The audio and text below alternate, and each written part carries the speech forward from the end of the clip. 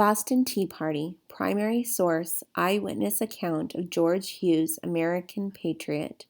There were 3 ships of tea in Griffin's Dock. The ships were surrounded by armed ships. The commanders of these ships told everyone that if the rebels, Bostonians, did not let the tea be unloaded by December 17th, 1773, they would use cannons to force the tea on shore. On December 16th, citizens met at a church in Boston. The purpose of the meeting was to decide how to stop the tea from being unloaded. They wanted to keep the people safe from the tea tax. Citizens left the meeting saying, "Let every man do his duty and be true to his country." People decided to take action. That night I dressed up like an Indian. I carried a small hatchet. My friends and I called it the tomahawk. I also carried a club. I painted my face and hands with coal dust in the blacksmith's shop.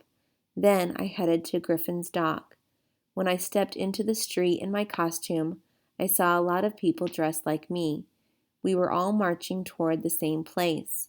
When we got to the pier, there were 3 Bostonians in charge. They were directing the rebellion. They divided us into 3 groups, 1 for each ship. They told us to get on the ships at the same time, so we did.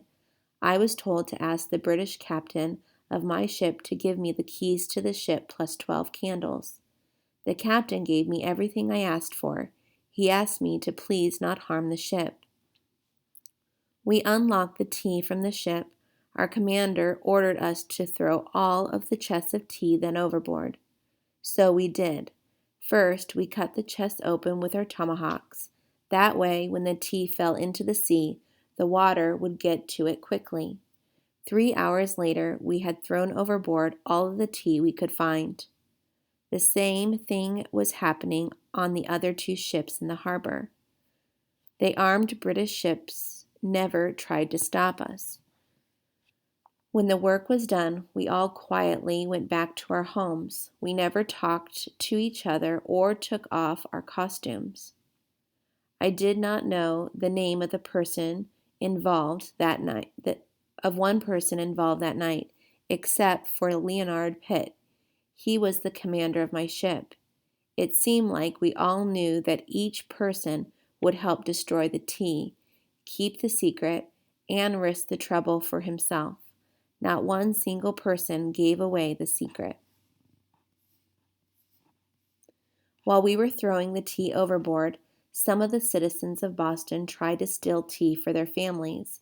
They would grab a handful from the deck, where some tea fell, and put it into their pockets. Captain O'Connor, someone I knew well, came to steal tea for his family. When he thought no one was looking, he filled the pockets on the inside of his coat. But I saw him and told the captain what he was doing. We took him into custody. He tried to sneak away, but I grabbed him by his coat. A tall, older man with a large hat and white wig, which was popular at that time, tried to steal some tea too.